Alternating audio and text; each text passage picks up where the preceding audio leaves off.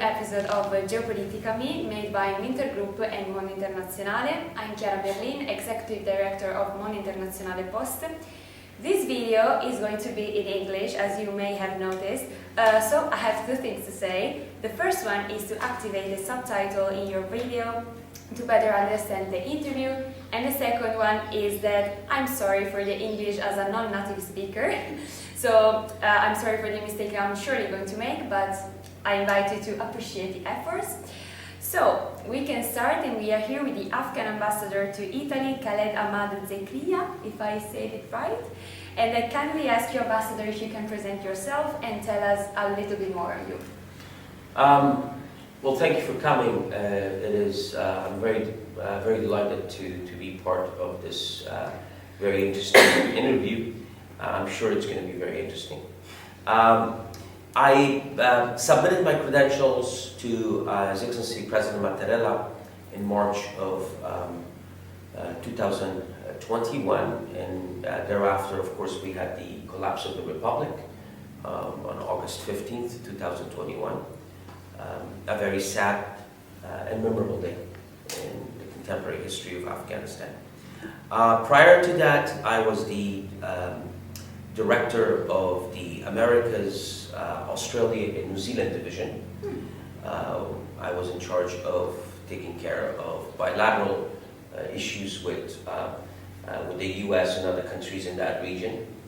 And then before that, I was the Afghan ambassador in Doha, Qatar from 2009 to 2013.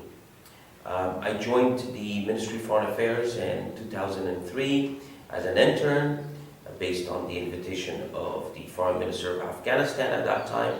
And after a year and a half of being an intern, I went through a series of course, examination by an entity that was in charge of civil service. And then I became the Director General of the Americas Division. So I served at that capacity twice. I've also then been volunteer work with the Ministry of Foreign Affairs as the President of the Mine Action Clearance in Afghanistan. I've also been in charge of various negotiations with Pakistan called the Dubai process, so forth and so on. So I come from an academic background, come from a family of diplomats, so this is all about me. Okay, so surely you, Ambassador, have lived a different life from here in Italy, and surely living in Afghanistan is not an easy life, or maybe it's different from Italy. So what you can say about Afghanistan from the past and from the present? It really depends on perspectives and perceptions. Usually the colonial and imperialistic powers, they define Afghanistan as the graveyard of empires. And this was, of course, used by former President Biden at numerous occasions. Yes, this is true. This sort of connotation is correct for those that have invaded or intervened in Afghanistan. And let me clarify something. The U.S. intervention with the international community of 46 nations in Afghanistan from 2001 till 2021, till the collapse, was never seen by the public in Afghanistan, by the majority, based on the data that we have, based on survey research conducted, was never seen as an invasion. Okay? Unlike the former Soviet Union's invasion of Afghanistan, that everyone rose, everyone from, let's say, the populace rose. It can be considered a revolution against the occupier. But on the other hand, if you look at it from a different perspective, Afghanistan has been defined as the beacon of civilizations because of its antiquity. It has been the land of emergence and convergence of various religions during different periods, starting from what we call the sort of Buddhist, Greek period onward. Afghanistan has been considered to be the corridor state. Again, this was because Afghanistan was seen as a buffer state between the British colonial power and Tsarist Russia. Afghanistan has been called the heart of Asia because of its importance. It has always played a strategic, because of its strategic importance, because of its geography and terrain. So this is it. So if you put both of these issues, grave empires in the heart of Asia, is indicative of the fact that Afghanistan not only has played a very important role in the region in terms of connectivity, but it shall possess that importance. And rest be assured, Afghanistan is a very strong nation. It shall continue to exist. In what we are seeing right now under the Taliban, I can tell you this is, again, a sort of a phase that we've been faced with before. The decline actually occurred in Afghanistan after the Soviet invasion. As you know, if you've probably seen pictures and everything, 50s and 60s and 70s and 80s were periods of prosperity. Women's rights were prevailing. We had women, even in that time, in different capacities, minister, deputy ministers, members of the parliament. We were far more advanced, in comparison to some of the countries in the region and beyond. So this is it about Afghanistan. Thank you so much. I think we may start with the big topics, as we said. What is your assessment on the current human rights situation in Afghanistan, particularly regarding women and ethnic minorities? The Taliban administration has actually functioned like a demolition squad, destroying basically everything.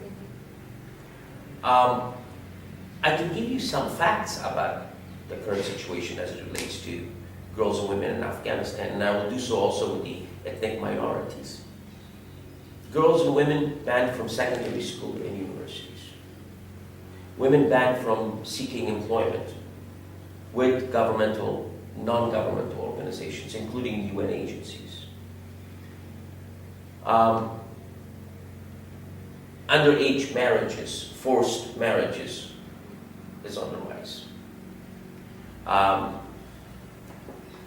Even very embroidery, rug making, which is basically something that is very familial. It goes from generation to generation.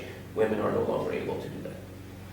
Furthermore, the women's situation has become far worse because you can imagine that 50% or more of the population is comprised of women in Afghanistan.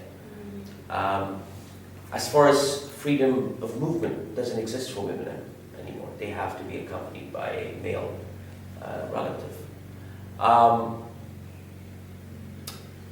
Abduction, torture, imprisonment, and even killing in front of the public, such as stoning and whipping and all that. Yes. Continues in some parts of Afghanistan. So we've had cases of that, which has been covered. But more importantly, what the latest decree by the Taliban is that women henceforth cannot even raise their voices, congregate with other women. This in itself is indicative of a fact that this is truly, as some human rights organization define as gender apartheid. So, this is the situation of women. As it relates to the ethnic minorities, forced and repeated displacement of the minorities. Basically, what they've done is they've taken their land and property away, and they've given it to various affiliates of their groups that are affiliated with the Taliban. Other than that, as far as restrictions imposed on conducting their religious holidays, a lot of as it relates to the Shiite minority in Afghanistan, and also the Sikhs and Hindus in Afghanistan. Even as far as their clothing, choice of clothing is concerned, they have to basically now, as they say, in terms of their being an ethnic group, they cannot no longer maintain their identity, and that's why a lot of Hindus and Sikhs have left Afghanistan. Again, with the same thing with the minorities as it is concerned, is as far as their places of worship is no longer being protected by the government, as you've known in the last few years since the Taliban have assumed power illegally in Afghanistan. There has been a lot of suicide bombings by so-called ISIS on some of these places of worship for these minorities. Torture, killing, abduction continues. So Afghanistan is not a place, really for the women and girls and minorities. Because there's so much right now on Ukraine and Gaza, the attention is more on these two regions of the world, and also including Syria. What really goes on in Afghanistan, has not been at the forefront of international media and international politics. Okay. And have you been in contact with Afghan women over there, with activists, what they are asking for now? Well, we have various initiatives with various NGOs here in Italy that we're working on. Of course, we are in contact with women inside and outside Afghanistan. I mean, the demands are very, very simple. Let us, pursue our education, higher education. Let us work. Let us raise our kids in a way where they would be educated. Put an end to these underage marriages and forced marriages. Stop with the abduction and rape and torture and killing of women. And at the end of the day, what they want is everything that should be predicated on what Islamic tenets are all about, which is equality of women, egalitarianism in Afghanistan. This is what they want. They said, we do not want to go everything that we demand is within the legitimate Islamic Sharia. So, of course, the interpretation of Islam according to the Taliban group and some of the groups in the region and beyond is very different, which I would say misinterpretation of Islam. So this is what women want. They want to, and Afghanistan as a moderate nation, they're very much shocked, with this the Taliban 2.0. A lot of Afghans, they feel that they have reformed, but at the end of the day, I think the restrictions are far more, stronger in a way than it used to be during Taliban 1.0. And what do you believe the international community, including Italy and mostly EU, should do in relation with the situation in Afghanistan? I've always encouraged our Italian friends and colleagues, as well as EU member states, to continue their engagement with the Taliban regime.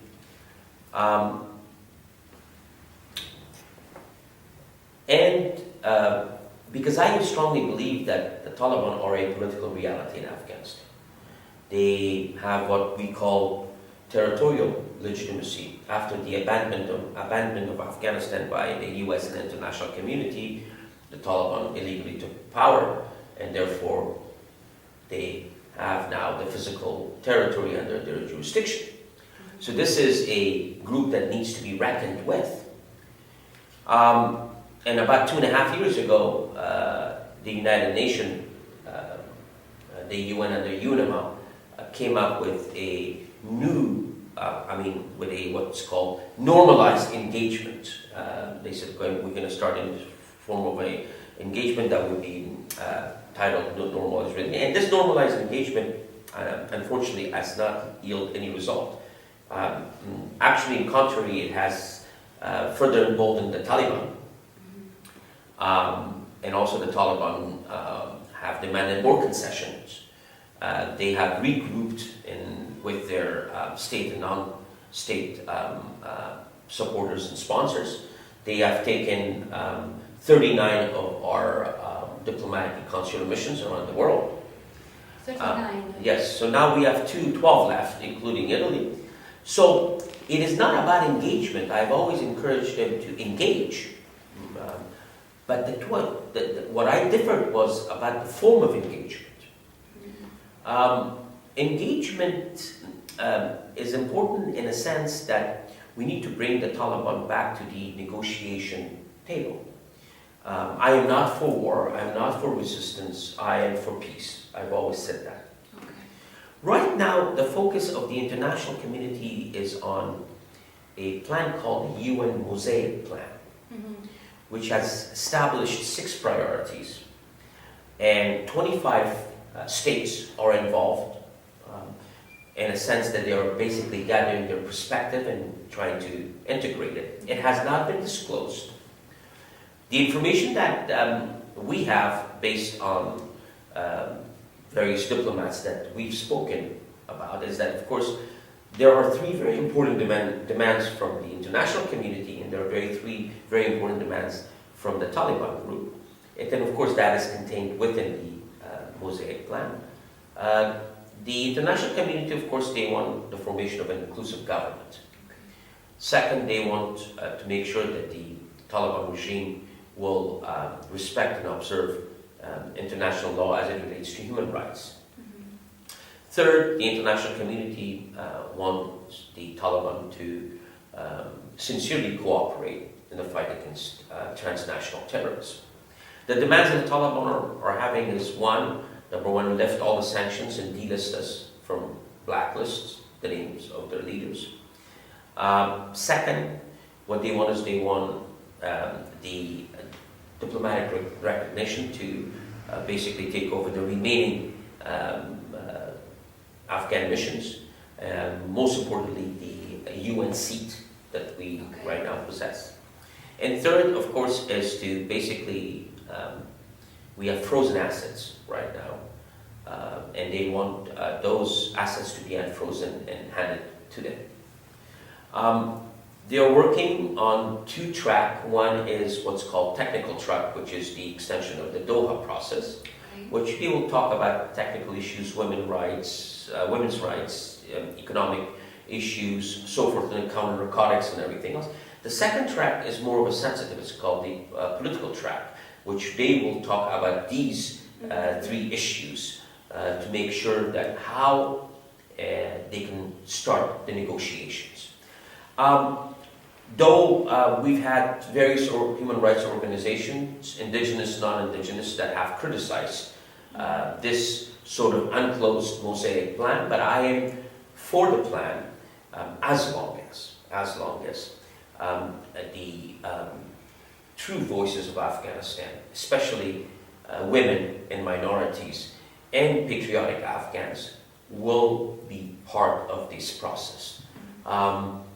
You have to understand, any peace process, for it to prevail, victims have to be at the forefront of that peace process. We've seen in Colombia, that's a perfect case study. So, do not look at women as victims, or the minority I look at them as victors of this thing. But again, my recommendation has always been to our colleagues, both here in Italy and in the EU, and also our UN friends, is that any peace process, for it to succeed, it has to be Afghan-owned and Afghan-driven. It has to be inclusive. It has to be contextual. It cannot be imposed. It has to be principle and value-driven. It has to have what I call a sanctioned regime attached to it. That is, if a party fails to abide to those benchmarks contained in the agreement, there has to be, at least imposing what is in the sanctioned regime. This is it. But what really I'm really worried about is, as far as the Afghans that are so-called involved, and their names have not been disclosed, but we know who they are. I hope they are not going to seek assistance, and consultation should not be made with, let's say, if not pro-Taliban, at least, let's say, Taliban sympathizers and opportunists. I think these are some of the concerns that we have, but I fully support it. I had a group of Afghans have put forth a recommendation paper to the UN Secretary General as it relates to the Mosaic Plan, supporting it.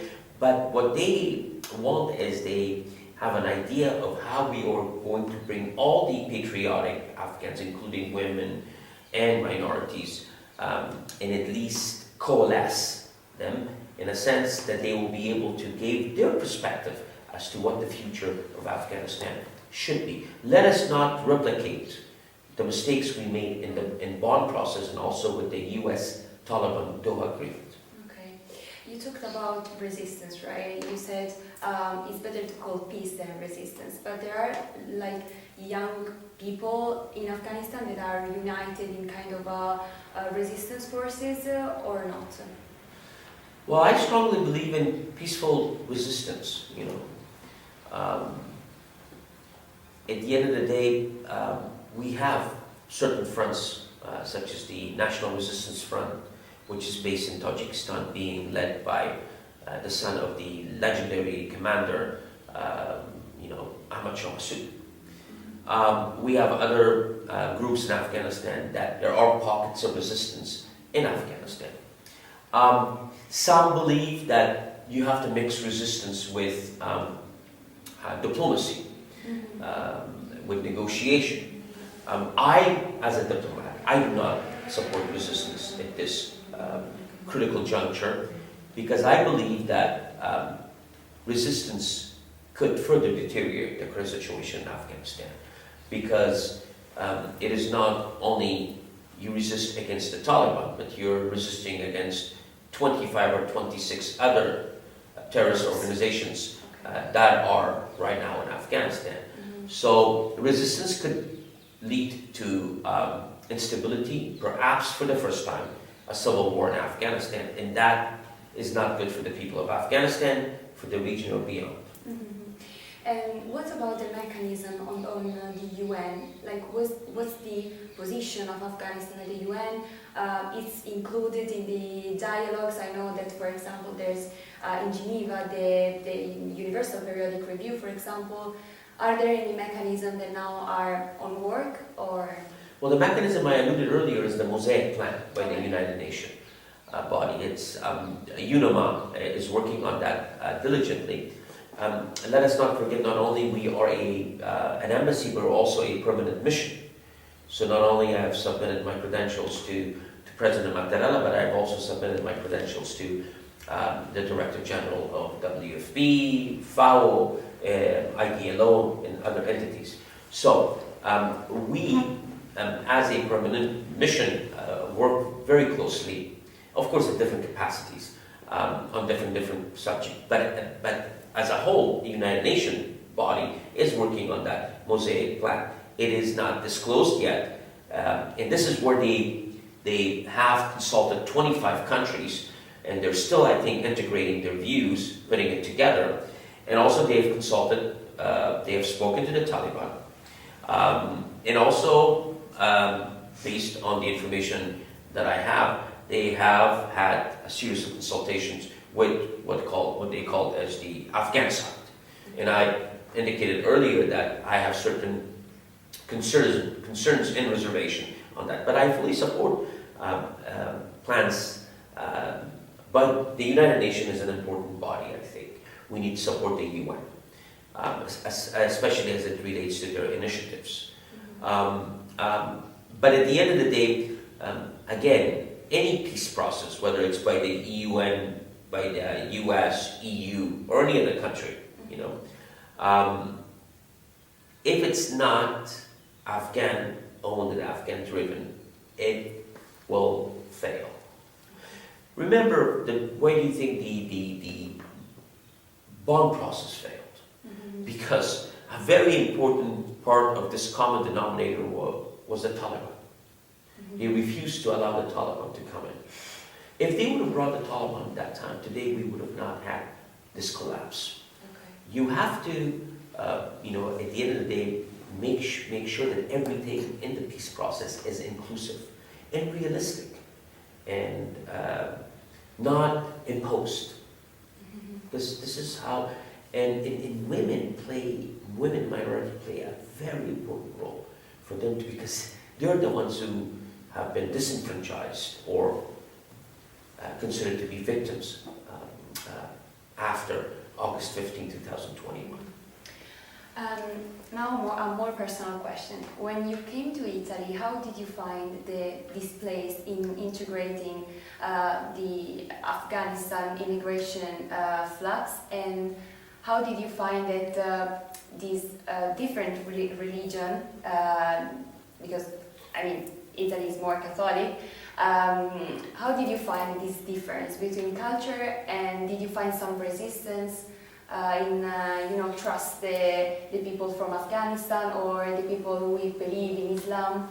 Yeah. Well, first and foremost, I mean, I cannot speak on behalf of everyone. I can speak on from what I know. Mm-hmm. Number one, there is a misconception about Islam.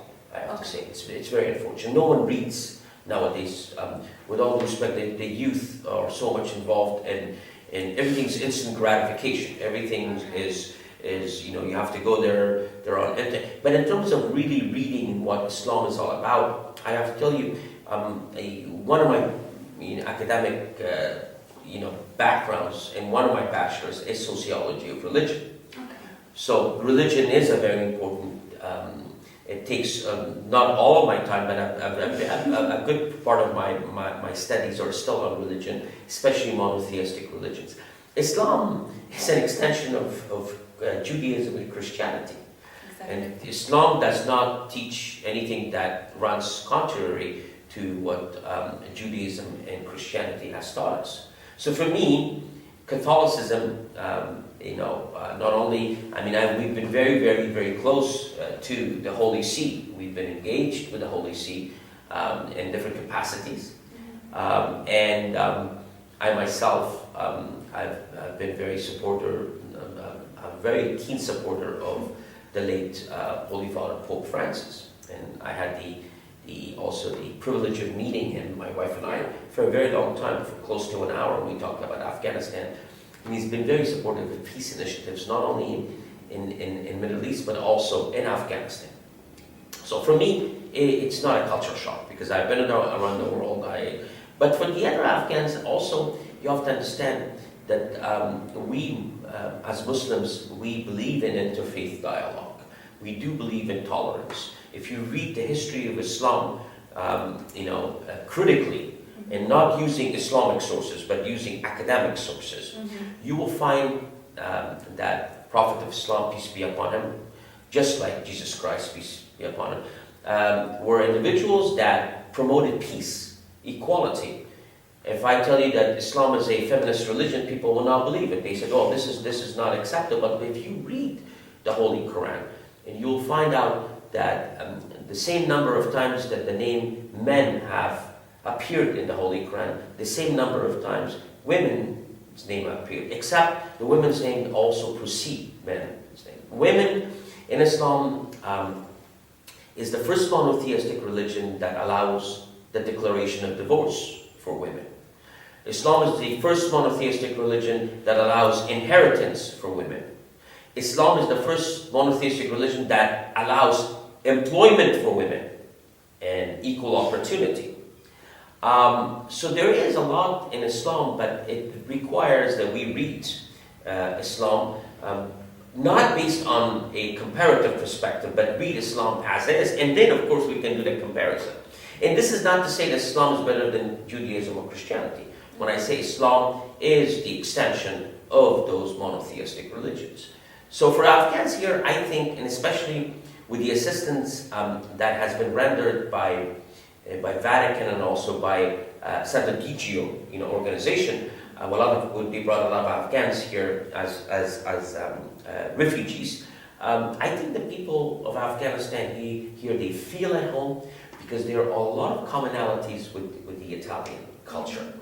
As far as family, we're very family oriented. The sense of hospitality is here in this country. The food is great. The weather and the climate is very much like how it is in Afghanistan. They are, at ease, and let's not forget that Italy has left a very positive legacy in Afghanistan, especially if you look at their signature projects in Herat.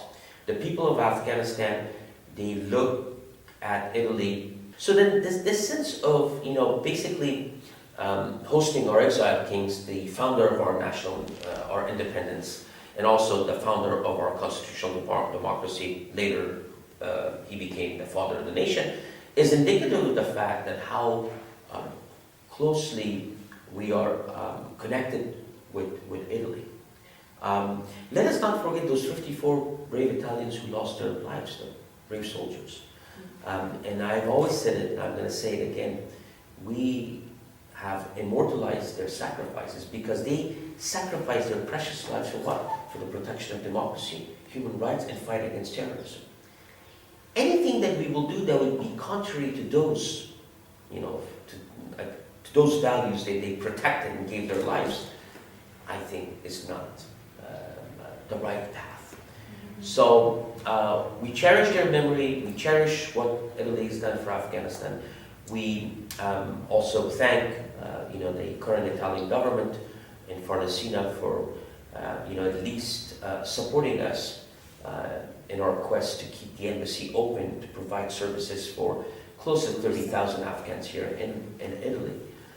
We are very cognizant and observant of the sensitivity of the host nation. As I said earlier, we encourage engagement with the Taliban, but at the same time, any form of engagement has to be based on our condition, it has to be principled, it has to be from a position of strength, I think, for it to succeed. And a more personal question, what keeps you motivated to continue in your diplomatic role as the lack of formal, as we said, recognition? Well, first of all, with all due respect, the premise of this question is incorrect. I am formally recognized. You have to understand there are 4 types of legitimacy. There's called territorial legitimacy, which I alluded earlier, the Taliban do have that. A group assumes power and takes over the geography, either legally or illegally. But they are considered to be the ones who are basically in charge of the physical space. The second form of legitimacy, which is called a complete legitimacy, it is called the government within the state legitimacy. The third form of legitimacy is refer to it as government legitimacy. And the fourth one is state legitimacy. We possess the latter. We are governmentless right now, but we are recognized as a state by the Vienna Convention. I have submitted my credentials to the Italian authority, President Mattarella, and also to the UN agencies stationed here in Rome. And I am the legitimate representative of the state of the Islamic Republic of Afghanistan to the Italian Republic, as well as the UN agencies stationed here in Rome. But as far as my duties are concerned, it continues as is. Nothing's changed. Responsibilities are the same things. Of course, it has become more challenging because with the decrease in our income from the consular section, we are faced with a lot of challenges, so we have to improvise, and I'm sure, with the various initiatives that we have, we will overcome even this obstacle. You have to understand, before that, we used to get money from, Kabul, so we would get our quarterly budget. We would take anything we earned, we would send it to Kabul, and then Kabul will compile all the incomes from all of our missions around the world, and then they basically give us a quarterly allocation. We don't have that luxury anymore, so we do with what we have.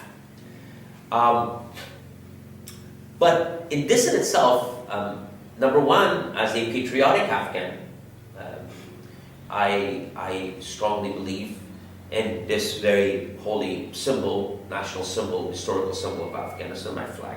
Our ratified constitution is still ratified. And rules and regulation of the Islamic Republic of Afghanistan, I abide to that. And of course international norms and laws and also as well as conventions. This is of course the patriotic aspect. The professional aspect of it is, for me, it's a challenge. And for me it's a challenge, and I have to turn these challenges to opportunities. As a humanitarian, I support human rights, women's rights. I am a feminist. I am a Muslim feminist. I have to be very clear on that. And last but not least, I think what is very important is, of course, my zeal for peace, tranquility and peace in Afghanistan. So that's why, based on this vision, we have adopted, after the fall of the Republic, a three-pronged diplomatic approach, which is basically cultural and public diplomacy, one. Number two, human rights diplomacy. Number three, ecclesiastical diplomacy. And the way we basically function here, and of course this was a challenge, all of our diplomats left. Most of our staff was either terminated because we couldn't really pay their salaries. So now we came up with an idea. We're utilizing the support and the know-hows of a volunteer group of special and senior advisors, and most of them are Italian. So they assist our embassy with our initiatives and our projects. And we work closely with Italian non-governmental organizations. We work with other entities. And at the end, we work with academia.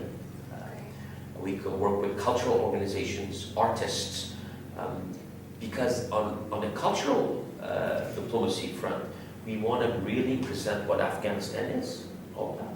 As you asked me, what do you say about Afghanistan? We want to show the world about Afghanistan's past, its antiquity, its history, its rich history. That it's a strong, resilient nation, a sense of hospitality, a sense of tolerance. But at the same time, we want to, basically think about the future. The present is not very good, I have to say. The situation right now, current Afghanistan is a situation that has really disturbed, perturbed not only the international community, but it has disenfranchised most Afghans, whether they're inside or outside Afghanistan, because at the end of the day, we're all related. Of course. Okay. Last question. A message to the Western youth. So, to simplify it, what can we do as Western people, as Western youth mostly, and also Western youth women? I think the Western youth, what they should do is they should really get involved with the use of today, new technology and AI and everything else. There are a lot of opportunities to come up with online projects in Afghanistan. Specifically catered to the needs of girls and women in that country. Number two, the youth should also embark on educational opportunities, higher education for the girls and women in Afghanistan. Third, I think I encourage the youth to be involved with this embassy, because at the end of the day, we can put forth a lot of projects with the youth. And as we're doing today, at the end of the day, we are dealing with the student movement here. We are dealing with young artists here, Italian and Afghan artists. I'm hoping that next year we can go to Venice Biennale, and also showcase Afghanistan's artistic talent of the youth. As I said earlier, we have an initiative about probably having a concert. And of course, we will also showcase the talent of our instrumentalists and vocalists, which are all youth. So at the end of the day, we have an open door policy, encourage students and those that are in university, and those are actually who are activists and practitioners and academics, youth, they should come and be engaged with the embassy. And we can work together on initiatives of their own liking and even our initiatives. I encourage the youth to also follow us through we are just going to have a new website, because our former website was, the domain was taken by the Taliban, so we're right now website-less. But I think internship programs is something that I've worked with various universities. I encourage the youth, those that want to come and learn about Afghanistan and learn about diplomacy, either bilateral or multilateral front, we are at their disposal. Thank you so much, Ambassador. Thank you so much again for this Thank you interview. And that was the end. So that was it. Thank you so much. Thank you.